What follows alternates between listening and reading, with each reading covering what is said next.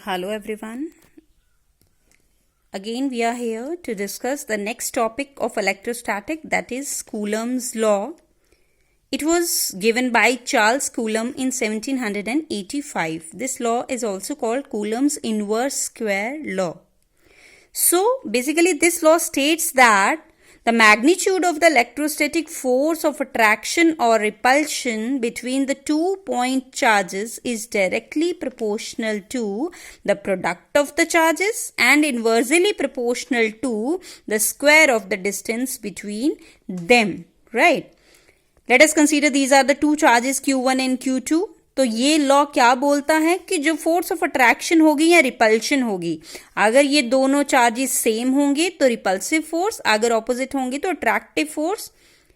This attractive force और repulsive force is directly proportional to the product of the charges and inversely proportional to the square of the distance between them. Combining both the equations, you will get Q1 Q2 upon R square. और mathematics में आपने पढ़ा है proportionality हटा के is equal to लगाते हैं. Is equal to के साथ हम क्या लगाते हैं? कांस्टेंट, विच इज स्मॉल के and is called electrostatic constant, which is called Coulomb's constant. ये कुछ बच्चा उसकी तरह है जैसा आपने 9th क्लास में ग्रेविटेशन चैप्टर पढ़ा था, यूनिवर्सल ग्रेविटेशन लॉ पढ़ा था. वहां पे Q1 Q2 की जगह M1 M2 था, बाकी सब सेम था, और K की जगह G था, जिसे यूनिवर्सल ग्रेविटेशन कांस्टेंट बोला गया था. बट दोनों लॉज में क्या डिफरेंस है? वो मासेस के बीच में था फोर्स, और ये चार्जेस के बीच में है. वहां फोर्स हमेशा अट्रैक्टिव होती थी, यहां पे फोर्स अट्रैक्टिव भी हो सकती है, रिपल्सिव भी हो सकती है. Clear? So here K is electrostatic constant, or we can say that Coulomb's constant. Your K's value is 9 into 10 raised to power 9 Newton meter square per Coulomb square. इस K की वैल्यू बच्चा हमेशा constant नहीं रहती है. SI unit में इसकी value 9 into 10 raised to power 9 है एयर में. CGS में इसी की वैल्यू 1 होती है, रिमेंबर. बट हम न्यूमेरिकल्स में यूज यही वैल्यू करेंगे. क्यों? क्योंकि हम हमेशा न्यूमेरिकल्स SI यूनिट में निकालते हैं, राइट? चलिए, और K की वैल्यू किसके बराबर भी होती है? 1/4 pi epsilon not. Remember this is not E not, this is epsilon not. Epsilon not बोलते हैं इसे, और एप्सिलॉन नॉट जो है इसको एब्सोल्यूट परमिटिविटी ऑफ वैक्यूम या फ्री स्पेस बोलते हैं. ठीक है, प्रोनाउंस इसे एप्सिलॉन नॉट करते हैं. और एप्सिलॉन नॉट की वैल्यू हमेशा कांस्टेंट रहती है for vacuum, which is equal to 8.854 into 10 raise to power -12 coulomb square per newton per metre square. अब होता क्या है एप्सिलॉन? डेफिनेशन अगर हम इसकी बोलें, this is the inherit behaviour of the medium. Inherit behaviour of the medium. हर एक मीडियम का अपना अपना ये बिहेवियर होता है. और we can say that it is the capability of the medium या ability of the medium to let the charges interact. It is also called the capacity of the medium या capability of the medium to let the charges interact. जैसे हम बात करें vacuum की, तो vacuum में अगर ये दोनों चार्जेस हमने छोड़े हैं तो सबसे ज्यादा फोर्स एक्सर्ट होती है. और अगर यही दोनों चार्जेस उठा के हम पानी में रख दें तो वैल्यू डिक्रीज हो जाती है. इसका मतलब है ये E की वैल्यू कॉन्टिन्यूसली क्या करती है? वेरी करती है. किसके लिए? मीडियम के लिए. अगर वैक्यूम की बात करें तो वैक्यूम के लिए हम E नॉट यूज करते हैं. अगर यही चीज मीडियम के लिए यूज करें तो इसको जस्ट E लिखते हैं, राइट? तब इसको क्या बोलेंगे? Permittivity of the medium. क्या बोलेंगे? Permittivity of the medium. बच्चे फिर से मैं रिपीट कर रही हूं, एप्सिलॉन नॉट, यहां पे हमने नॉट लगाया है सबस्क्रिप्ट में. It means this is for vacuum. और वैक्यूम के लिए इसकी वैल्यू ये है, कांस्टेंट रहेगी, इतनी ही रहेगी। और सबसे ज्यादा फोर्स दो चार्जेस आपस में वैक्यूम में ही लगाते हैं। जैसे ही उनको मीडियम में शिफ्ट करो तो फोर्स डिक्रीज हो जाती है। इसका मतलब ये क्या हुआ, किसी भी मीडियम की इनहेरिट बिहेवियर है कि वो कितना चार्जेस को अलो करता है फोर्सेस लगाने में। अगर रेयरर मीडियम होगा तो फोर्स ज्यादा लगेगी, वैक्यूम तो बिल्कुल रेयरर है तो ज्यादा फोर्स लगेगी। और मीडियम में जाएंगे, वाटर या कैरोसिन या ग्लास में जाएंगे तो यही फोर्स डिक्रीज हो जाती है, right. This is the capacity of the medium to let the charges interact, that is how much force they are able to produce, right. So epsilon is the permittivity of the medium. तो अगर इसी force को हम medium में लिखें, यही force बचा, ये वाली फोर्स हमने किस में लिखी थी, वैक्यूम के लिए।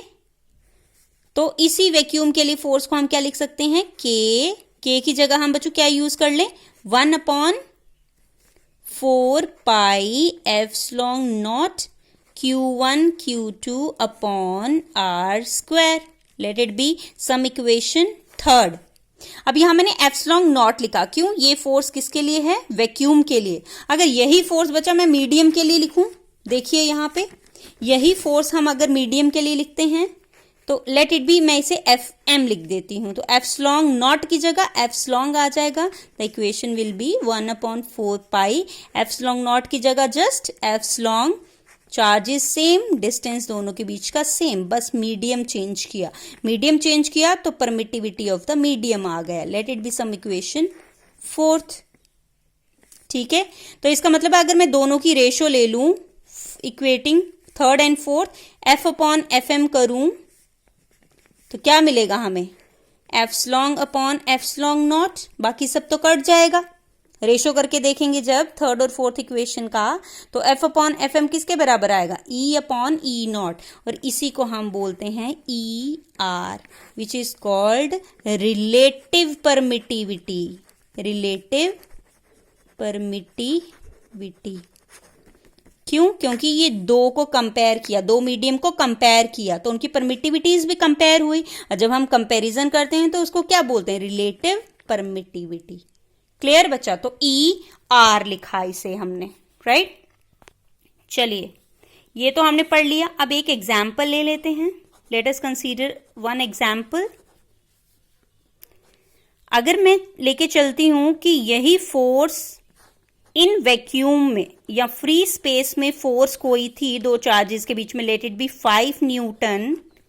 तो अगर वही फोर्स मैं मीडियम में बात करूं, in medium, late it B medium is water, तो वाटर का रिफ्रैक्टिव इंडेक्स, या सॉरी रिफ्रैक्टिव इंडेक्स नहीं बोलेंगे हम, रिलेटिव परमिटिविटी बोलेंगे। वाटर की रिलेटिव परमिटिविटी होती है 81, तो ये 81 टाइम्स डिक्रीज हो जाएगी, 1/81 हो जाएगी, राइट। और अगर बात करूं कैरोसिन की, मीडियम में ही, किसमें, इन कैरोसिन में, kerosene is again a medium, तो वहां पे बाय 2 टाइम्स हो जाएगी। इसका मतलब पानी में ज्यादा डिक्रीज करती है, कैरोसिन में थोड़ी कम डिक्रीज करती है। और वाटर में सबसे, वैक्यूम में सबसे ज्यादा है, पानी में 81 टाइम्स डिक्रीज हो गई, कैरोसिन में 2 टाइम्स डिक्रीज हो गई, 1/2 हो गया, ठीक है। तो इसका मतलब है इनकी वैल्यू एप्सिलॉन आर पे डिपेंड करती है, राइट। एप्सिलॉन आर की वैल्यू वाटर के लिए 81 होती है। एप्सिलॉन आर रिलेटिव परमिटिविटी की वैल्यू कैरोसिन के लिए 2 होती है। तो आपने देखा कि वैक्यूम में 5 न्यूटन फोर्स थी तो वाटर में डिक्रीज हो गई बाय 81 टाइम्स एंड कैरोसिन में डिक्रीज हो गई बाय 2 टाइम्स। तो वाटर ज्यादा डेंसर मीडियम है तो वहां पे ज्यादा डिक्रीज हो गई। तो it depends upon e r, that is called relative permittivity, that is the ratio of the two forces या the ratio of the two epsilon. इसी चीज पे डिपेंड करता है, ई आर पे, राइट। तो पेपर में ये क्वेश्चन आता भी है, if the force in vacuum between the two charges is, let it be 5 Newton, then what is the force in water? Then you have to write this. ये values आपको पता होनी चाहिए। बुक में आपका टेबल एक दिया हुआ है जहां ER की वैल्यूज दी हुई हैं। You have to remember the mean values, right? अब इसी रिलेटिव परमिटिविटी को बच्चे हम क्या भी बोलते हैं, डाई इलेक्ट्रिक कांस्टेंट भी बोलते हैं, डाई इलेक्ट्रिक कांस्टेंट भी बोलते हैं, जिसे हम कैपिटल के से डिनोट करते हैं, राइट। रिलेटिव परमिटिविटी को क्या भी बोलते हैं, dielectric constant. E is the permittivity of the medium, E naught is the permittivity of the vacuum, and the ratio of the two is relative permittivity, which is called dielectric constant. तो definition कभी आए तो यही definition लिखनी है, या ये लिखिए या ratio of forces लिखिए, right?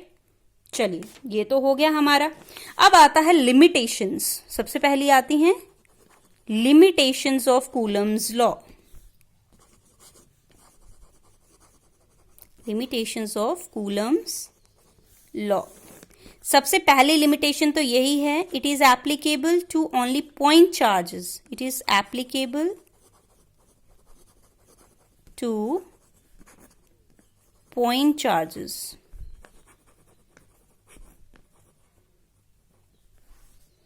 Second, it is applicable to rest charges, क्योंकि हम क्या पढ़ रहे हैं बच्चा, इलेक्ट्रोस्टैटिक, तो कूलम्स लॉ रेस्ट चार्जेस के लिए है, point charges and point rest charges, clear.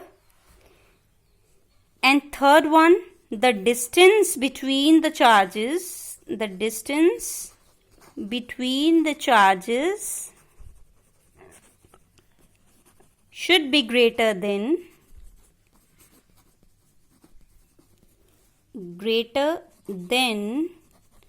should be greater than 10 raised to power minus 15 metre, जिसे एटॉमिक डिस्टेंस बोलते हैं, 1 फर्मी एटॉमिक डिस्टेंस। अगर बच्चे इससे कम होगा, less than 10 raised to power minus 15 metre का डिस्टेंस होगा, तो कौन सी फोर्स आ जाती है, 11th में पढ़ा है, न्यूक्लियर फोर्स। अब न्यूक्लियर फोर्स तो इसको क्या कर देगी, डोमिनेट कर देगी, तो ये वाली फोर्स एग्जिस्ट ही नहीं करेगी। इसलिए दोनों चार्जेस के बीच का डिस्टेंस जो आर है, that should be greater than 10 raised to power minus 15 metre, right. This is the limitation. अब बात करें एडवांटेजेस की या इसकी एप्लीकेशन की, तो एप्लीकेशन कहाँ कहाँ है, we can find the force between charges, applications,